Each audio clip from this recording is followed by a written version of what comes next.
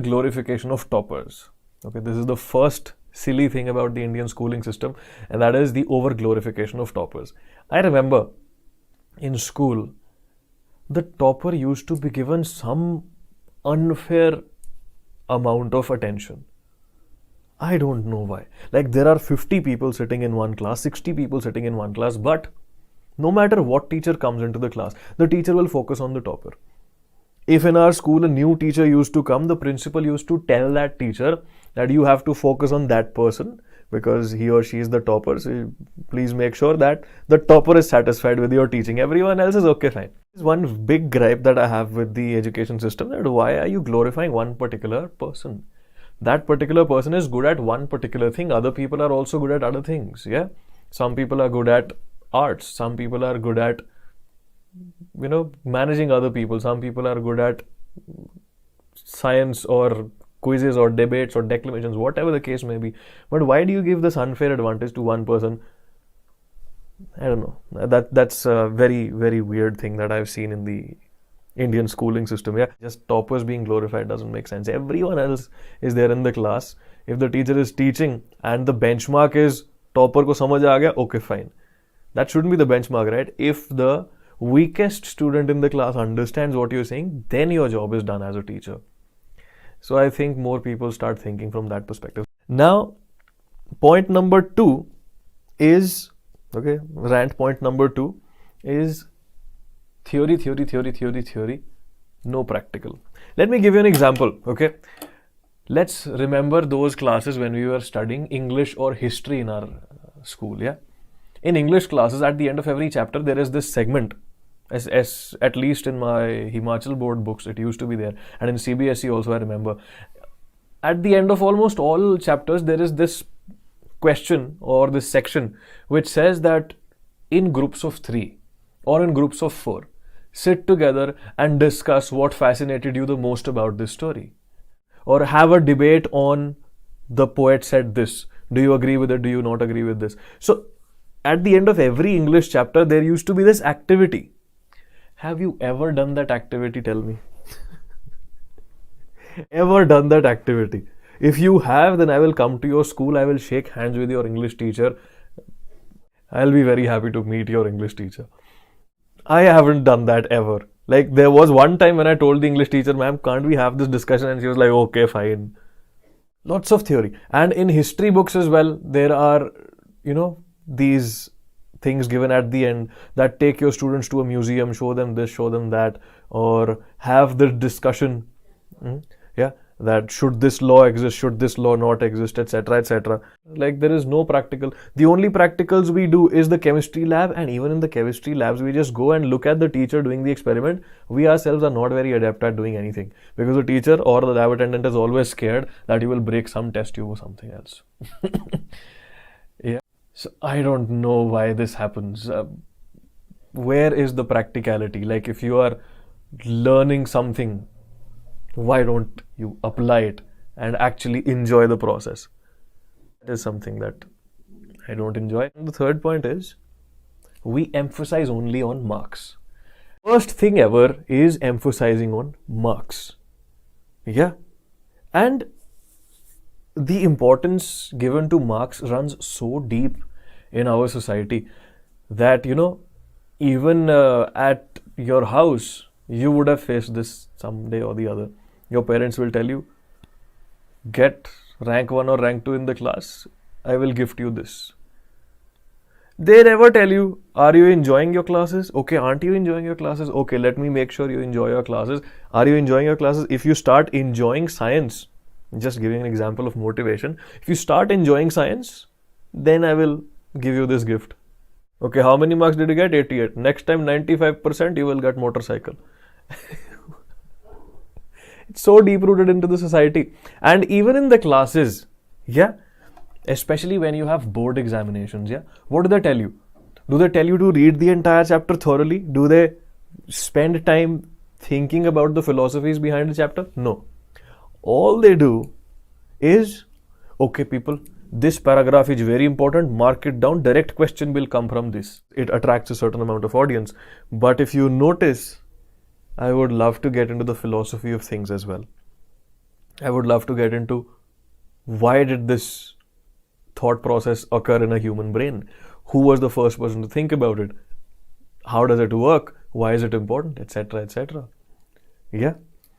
So I don't know why marks are so important, and when you give so much importance to marks, studying actually becomes very boring.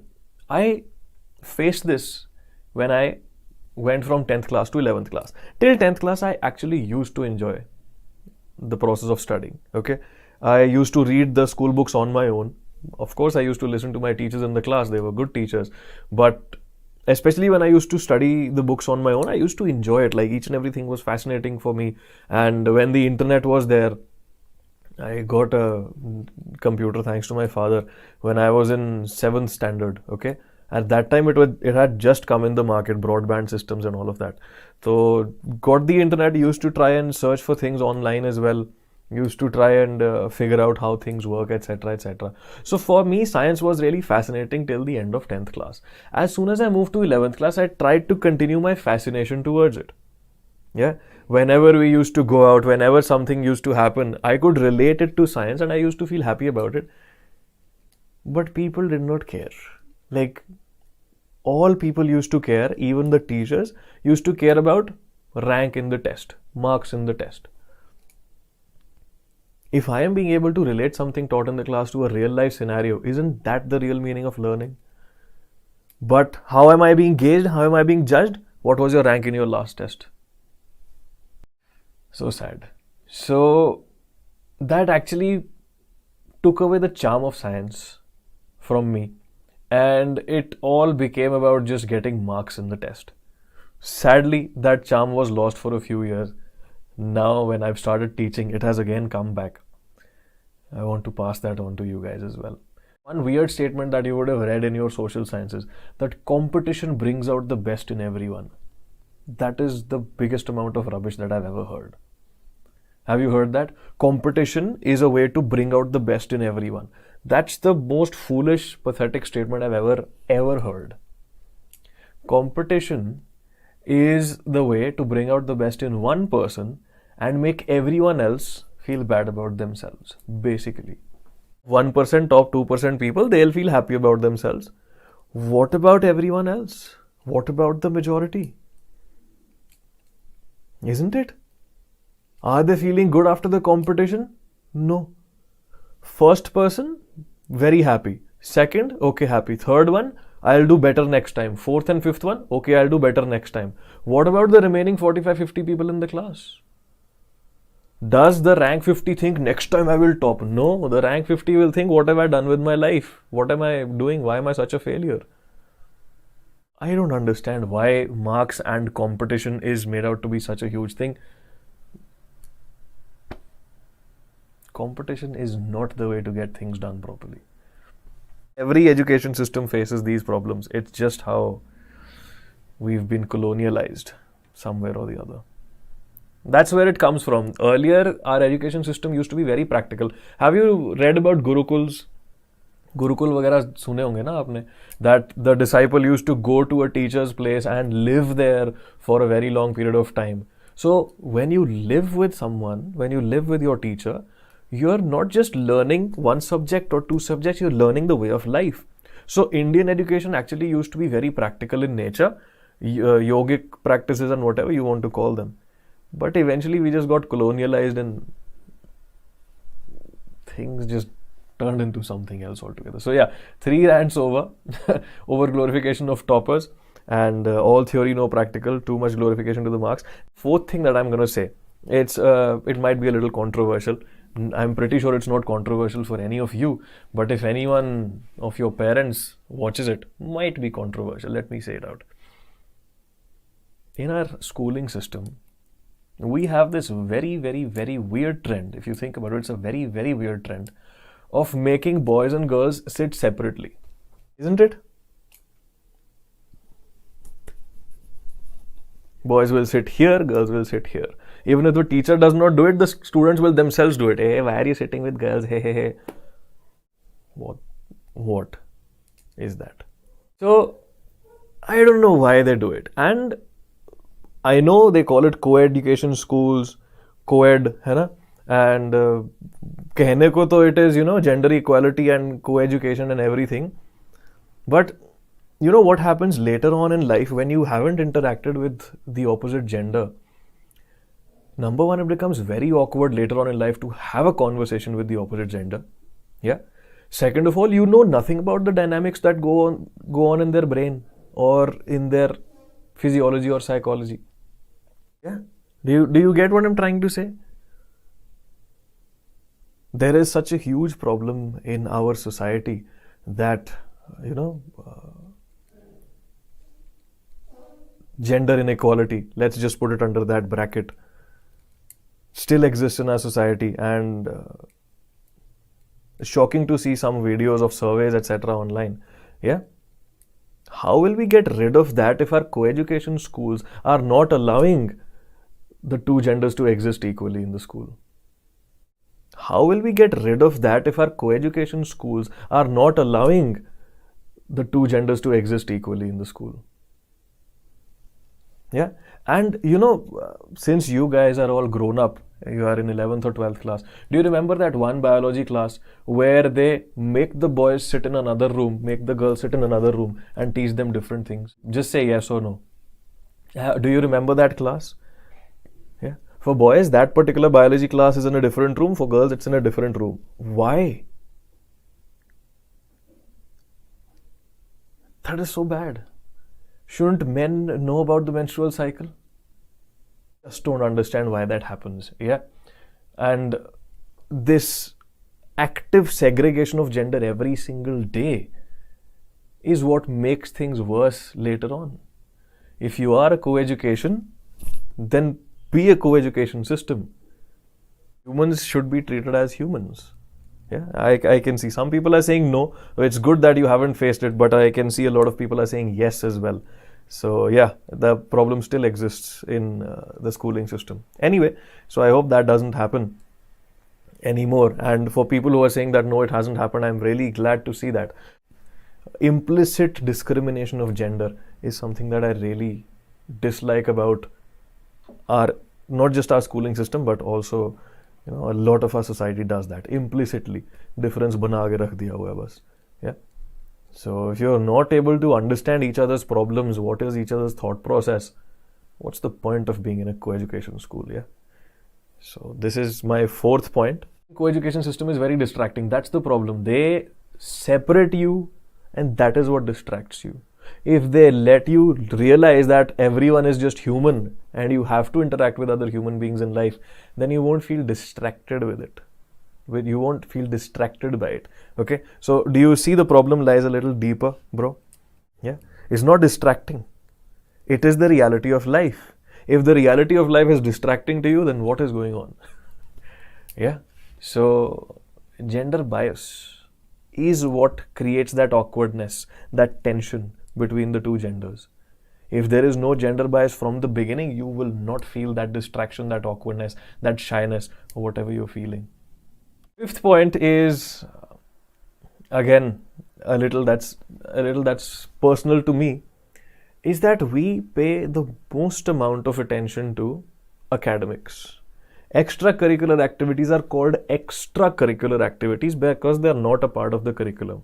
So out of the 10 periods that we have in a day, only one period maybe will be games period. Yeah. And even if it is PT period, physical training or physical education or games period, what are you doing in that period? This. At least we used to do this. Okay. Attention, stand at ease, and theek hai, that is fun. I don't mind that.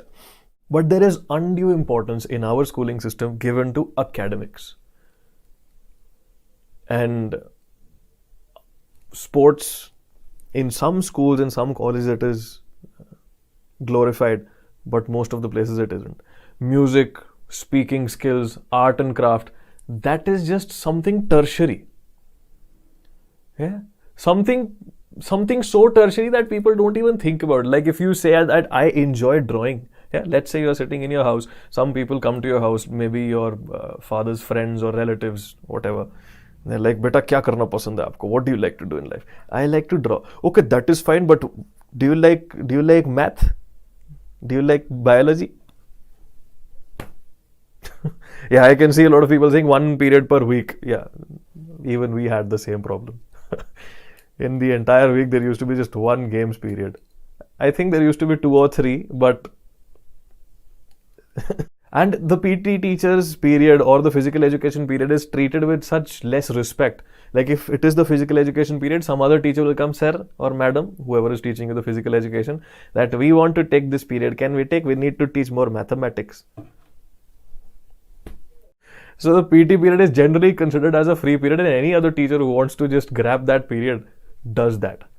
If it is the games period, if it is the physical education period, let everyone play and let everyone play every day. Like physical fitness, having an open minded brain, understanding things about other arts like music or speaking on stage or reading something or being able to draw something, all of those things are so important. No one bothers even talking about them. So yeah, bro, that's the mindset I do not like about the Indian schooling system. The Indian schooling system makes you feel that your childhood is just a temporary thing. Do you ever feel that? Do you ever realize that? That the Indian education system, the Indian schooling system tells you that you have to study in school so that you can become rich individuals. The Indian schooling system basically makes you feel that this schooling, these 15 years of your life where your brain will learn everything is just temporary. This doesn't matter. You just have to study and become an adult. What is that mindset? Why? Study is the first priority. That's the biggest problem, Rohit. Why is it the biggest priority? Why is it the top priority? Why not overall development? Why isn't the personality of an individual considered to be more important than the marks that the individual gets in the examination? Yeah. Learning things in life is not, only studies don't teach you things in life.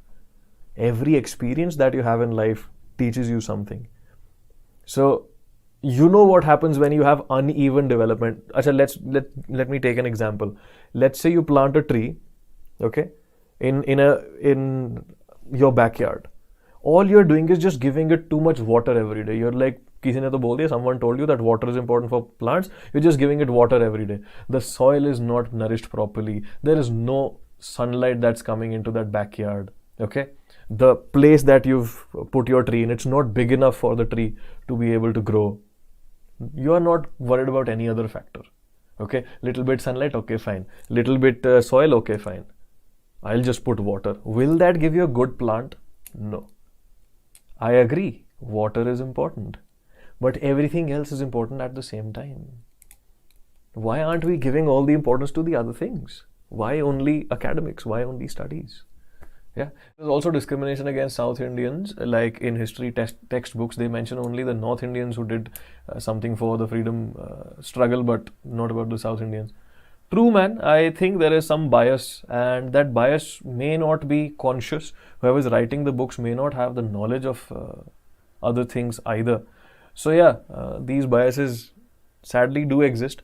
But what you can do is try to spread a little more awareness among people around you about the things that you are aware of. Yeah.